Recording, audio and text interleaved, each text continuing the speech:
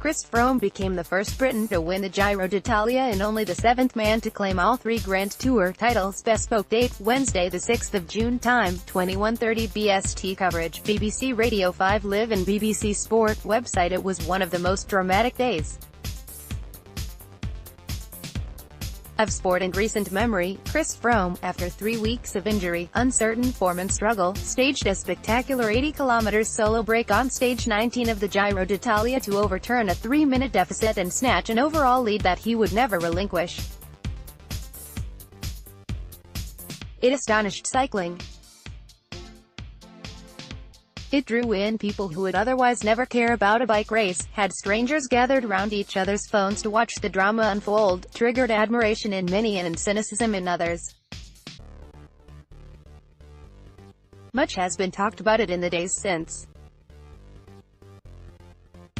Now, for the first time, the two men behind the audacious plan and its execution, Team Sky principal Sir Dave Brailsford and Froome's coach Tim Carrison, take us inside this great sporting escape. It may change your mind about what happened. It may not. You are free to draw your own conclusions. But read what Brailsford and Carrison have to say about the plotting, the planning, the drama and those doubts, too. In an extraordinary race, it is perhaps the most extraordinary story of all. Listen, how Team Sky won the Giro. A seed is sown with 3 stages of the Giro to go. Froome, who has battled crashes, a badly injured knee and saddle sores, is back in 4th place in the general classification, 3 minutes and 22 seconds down on leader and fellow Briton Simon Yates, who has ridden brilliantly for the first 18 stages, and 2.54 down on 2017 champion Tom Dumoulin. Friday the 25th of May would bring the toughest stage of the entire 3 weeks, 184 kilometers, 4 big climbs, including the fearsome Col della Finestre, the highest point of the race. Dave Brailsford, Thursday's stage had a draggy finish. Dumoulin attacks. Yates is straight on his wheel like lightning. Dumoulin slows down. Chris comes back up to him. Dumoulin goes again, and Yates can't respond. Simon Yates won 3 stages of this year's Giro, but eventually finished 1 hour and 15 minutes behind Froome, and that was the moment. The first indication that Simon was really struggling. Is this a blip, or is this a trend? Chris counter-attacked. And that was all it took. This is game on, Tim Carrison. We had reconnoitered the Finestre by mistake. We were in Sestriere in June last year to have a look at some of that year's Tour de France stages, and we had an extra day. At that stage we didn't know the Finestre was in this year's Giro. We didn't know Chris was going to do this year's Giro.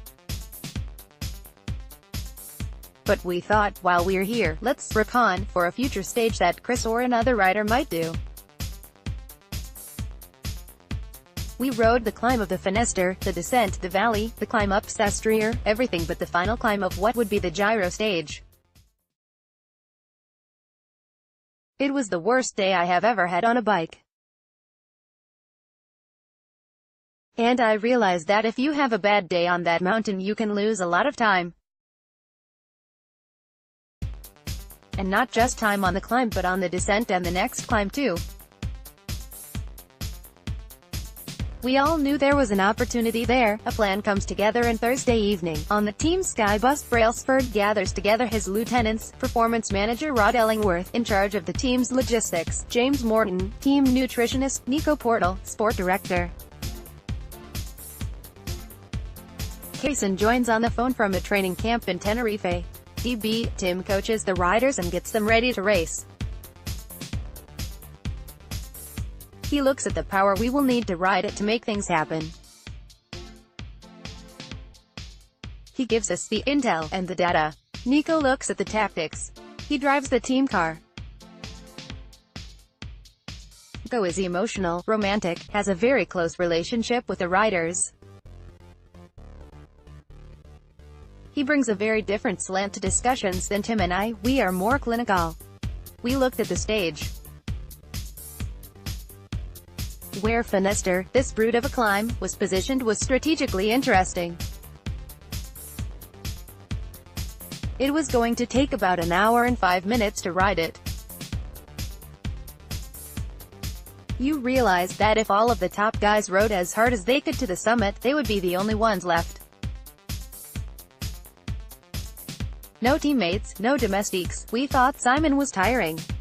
And the start of the climb has 27 hairpins. For each hairpin you decelerate into each one and have to accelerate out of it.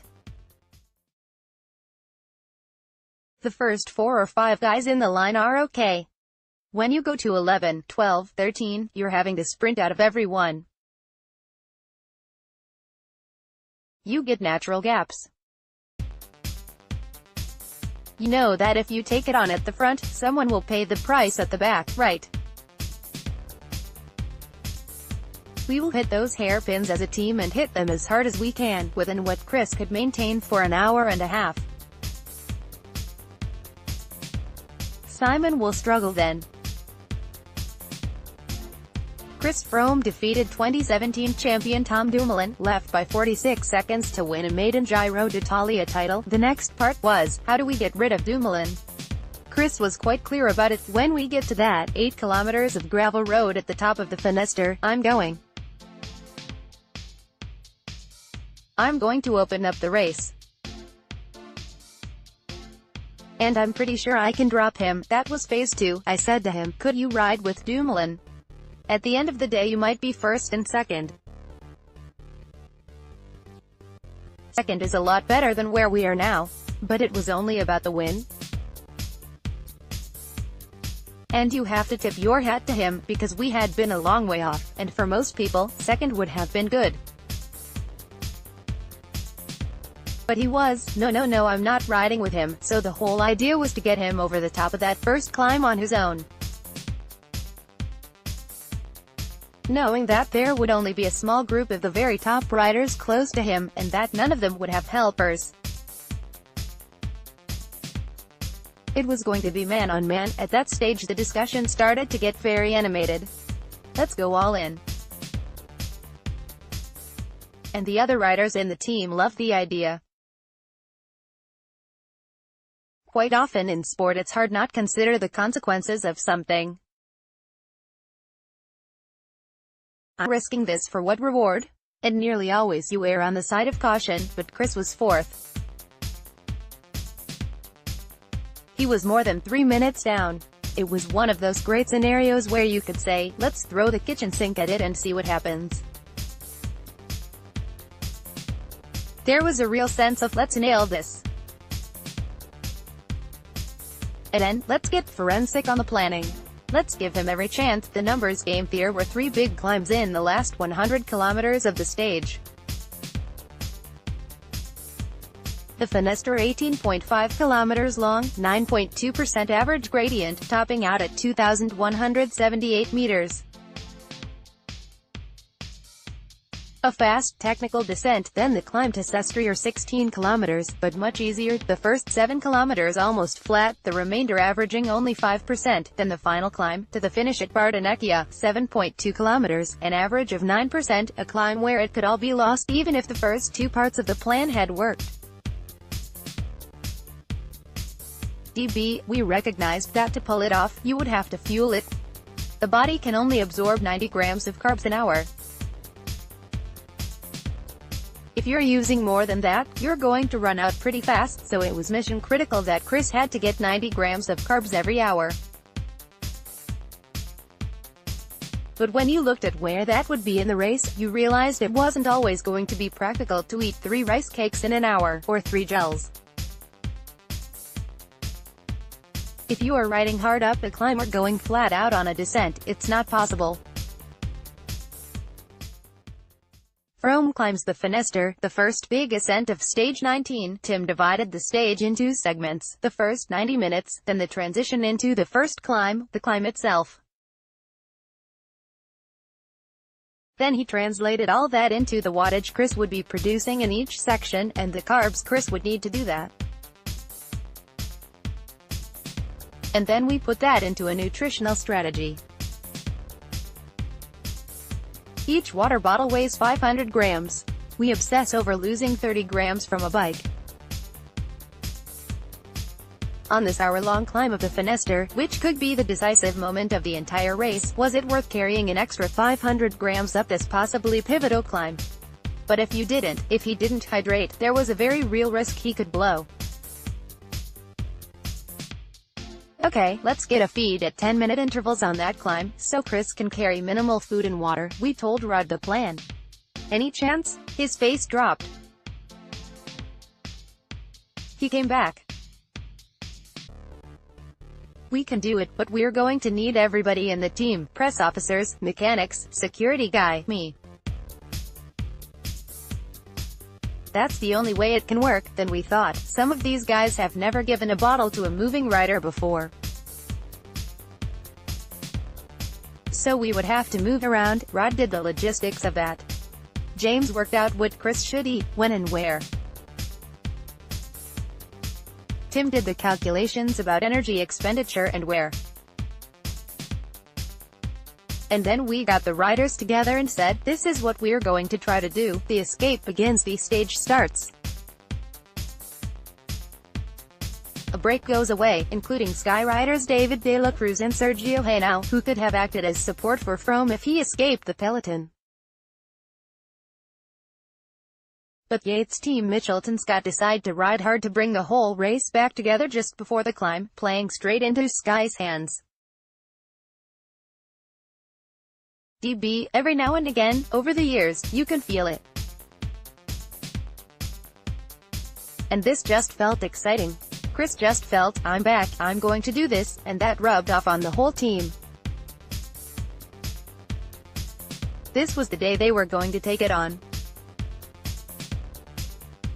Grand Tour victories: Eddy Merckx 11, Bernard Hinault 10, Jacques Anquetil 8, Fausto Coppi 7, Miguel Indurain 7, Alberto Contador 7, Chris Froome 6. Going into the foot of that climb, you could hear the riders on the team radio. Guys, this is on. We're going to smash it. You could feel it all building. They got into the hairpins at the bottom of the Finisterre, hit the front, and it was game on. After a short while, Yates started to lose the wheels. The riders all knew straight away. Phase 1 done, on to Phase 2, we get to the gravel section. Kenny Elizondo at the front, our last rider. Froome is on his wheel, on the team radio shouting at him. Squeeze, squeeze. Knowing he was about to go, Kenny goes faster and faster. He said afterwards, I realized I was the last guy. I was absolutely on my knees, on the limit, and all I heard in my ear was the worst case scenario. Accelerate. Squeeze. The others, Dumoulin, Thibaut Pinot, Domenico Pozzovivo, tried to respond and couldn't. 5 seconds over the chasers. 10 seconds. TK, I'm in Tenerife watching it all unfold on TV. Dave's texting me. What do you think? What should we do? The descent. Froome reaches the summit with a 38-second lead over Dumoulin and the small chase group. Yates has blown, laboring halfway down the mountain, en route to losing more than half an hour. Dumoulin has taken the virtual overall lead. To go into the leader's pink jersey, Froome needs to find another 2 minutes in the remaining 60 kilometers. DB, we have a sport director called Matteo Tosato. Italian, ridden more Grand Tours than I've had hot dinners. He kept saying, this is a fast descent. Don't hesitate. Don't take 20 seconds to recover. Don't take a jacket. And you will go fast down there. Chris went over the top and was gone. He raced it. When the chase group came over, they hesitated. Thibaut Pinot wanted them to wait for his FDJ teammate Sebastian Reichenbach. And they slowed, and that gap opened even further. And Chris' belief started to grow. You can put Reichenbach up against Froome any day, all day, and there's no way on earth that guy's going to live with Chris. so when he was pulling on the front, Chris was putting time into him. Now that did mean Tom and Thibaut could theoretically rest. But Richard Carapaz and Miguel Angel Lopez, the other riders in the chase group, were fighting for the young rider's jersey, so they just sat on. They weren't going to do any work, the group wasn't fluid. The descent wasn't flowing. Chris took more time into the valley. Froome's lead over the chasers has stretched by another minute and 15 seconds after the descent. With the group behind still dysfunctional, with Yates experiencing the same horrors on the Finester as Careyson had a year before, a race that appeared done is blown wide open. The guys do a lot of training at a sustained aerobic effort. That means going hard for a long time. They measured the effort, ride the climb but hold something back, push the descent, ride the valleys. And it was that we needed, not riding as if in a breakaway, or a time trial. Switch everything off. Just ride like a classic training effort, the thing you do almost every day. That's your best chance, me. I'm watching the clock showing the time between the groups on the TV. It kept ticking. It felt like a lifetime. You can hear the race officials, gap 2 more seconds, then nothing. You're waiting, wondering, which way will it go? And it crept up. And the more it crept up, the more Chris believed, TK, we were very aware that the final climb would have been a 24-minute effort. We knew what Chris can sustain over that. Froome stretched his lead after the descent, but we needed him to hold his effort over 2 hours, so that final climb might take 26 minutes. That could have opened the door to Dumoulin. Tom was doing more work in the chase group, and he was tiring. I'm out of the game at this point. I leave it to Nico in the team car. Nico has won 4 Tour de France titles with Chris. There's trust there. Nico feels the slight inclines, the descents, when to push, when to back off. Chris is the one who has to go out and execute all this. All we try to do is support. When Chris does a big performance, he visualizes, and he plans, and he thinks about it. He builds himself up emotionally. And on the day, he can go so deep, he can suffer so much, that it's quite something. Froome takes another 25 seconds on the descent off Sestriere, 15 more through the final valley. On the climb to Bardonecchia, Dumoulin now struggling to stay with Carapaz and Lopez, Pozzovivo cracked, Yates way back, Froome takes 3 more. In 80 kilometers he has gone from 4th overall, more than 3 minutes back, into the outright lead by 40 seconds. It is an advantage he will not relinquish, a turnaround that creates astonishment in Italy and far beyond. The questions begin. An extraordinary day is too extraordinary for some to accept. George Bennett, the New Zealander riding for Lotnal Jumbo, compares it Floyd Landis' astonishing comeback at Morzine in the 2006 Tour de France, a ride which would shortly afterwards see the American test positive for testosterone.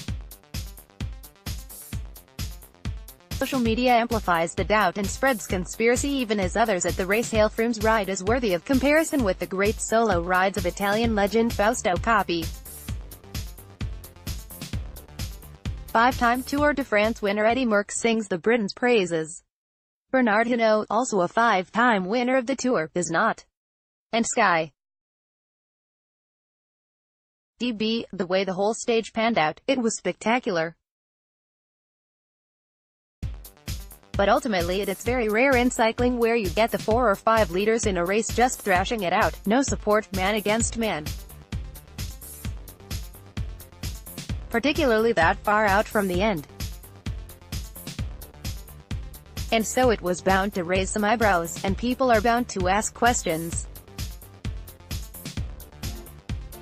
But that's only fair, because people are, "That was spectacular, I want to believe in it, but can I believe in it?" That's why it's our job to sit here and explain why people should believe it, and be more open and transparent about it than potentially we've been criticized for not being in the past. When you sit down and assess it, and we've got the ability to look at the power Chris produced, it wasn't out of the norm for what he can do. It is challenging for some people. It would be nice if we could just get in touch with some people and invite them and say, "Just come and have a look at what we do. Come and talk to us, come and see us. Come and be the judge for yourself. And then you'll see for yourselves that we do everything we can to try to make sure that everything is 100% clean." The questions remain. Ski have gone through 2 years in which their reputation has been repeatedly questioned, after the revelation that Sir Bradley Wiggins had been given a therapeutic use exemption for an injection of a corticosteroid before the Tour de France in 2011 and 2012 and the Giro of 2013. In addition, a 14-month investigation from UK anti-doping was unable to establish what was in the mystery package delivered to Wiggins at the Critérium du Dauphiné in 2011. Froome is currently involved in an ongoing anti-doping case after giving an adverse result for legal asthma drug salbutamol at last year's Vuelta a España. Then there is the report released by the Digital, Culture, Media and Sports Select Committee, which concluded Wiggins and Sky crossed an ethical line by using drugs allowed under anti-doping rules to enhance performance instead of just for medical need. Isn't that lack of belief and trust at least partly the fault of Brailsford and his team? The DCMS report is what it is. You can use opinion without any evidence or facts. One of the MPs on the committee said themselves, they took people's quotes and what people said to them, but they wouldn't 100% guarantee the veracity of what was said. I've got my strong opinions about that report. If I'm honest about it, in life you have to give people a chance. And I guess people would say, okay, we've had a chance already. But I would absolutely say to anyone who's got any doubts about what we do and how we do it, I just wouldn't be doing it. We just wouldn't be involved. Chris Froome expects to win anti-doping case. We could cheat to win, if you like, but where's the fun in that? There's just no point in doing that whatsoever. One of the criticisms we face is this issue around transparency. We try to be transparent, but obviously some people want us to be more transparent than we are, which is fair enough. And I guess there are some lessons to be learned in that. If you start a business from nothing, from scratch, and go from there to try to take on the world pretty quick, which is essentially what we did, and try to improve rapidly, then along the way it's inevitable that you're going to look back and think, we should have improved there. I wish I hadn't made that decision. That would have been better if we'd done it in a better way. For sure that wasn't helpful, but you have to go back to intent, and the intention behind what we were trying to do. What we set out to do was create a team that could be a home for young British riders, where absolutely they would never be asked or pushed into any kind of doping or cheating or anything else. That's the fundamental philosophy of the team in the first place, and I still believe massively in that, I really do. We do try to look for opportunities to compete, and we're not going to shy away from that. The whole point is to get people to optimal performances. It's not about performing at a good level. We want to be the best in the world. We want to push people and to reach new heights all the time and do new things all the time. I don't think there's any denying that. But fundamentally we want to do it, absolutely, by the right ways. By being clean. There's just no point in doing it otherwise. The aftermath. Froome's win made history. He has become only the third man in history after Merckx and Hinault to win all three of cycling's Grand Tours in succession. he is still awaiting the conclusion of his salbutamol case, although he insists he will be cleared, that neither the Vuelta or Giro wins will be taken away from him. Chris Froome toasts victory with Sir Dave Brailsford during the processional final stage. Around him, there are the believers and there are the cynics. For Brailsford, it is about both belief and pleasure. In a complicated world, he sees a simplicity at the heart of it. DB, that Friday was right up there with one of the most fun days that we've experienced over the last 20 years. He was so far out, and it lasted so long, and it was one of those will he, won't he moments. Is it going to happen? God, it could happen, it could happen, oh my lord, it has happened. Emotionally, it was brilliant. The way that Chris rode, the courage he showed, that was pure, everything you loved about the sport as a youngster, everything to do about racing and the individual. It was just brilliant to watch.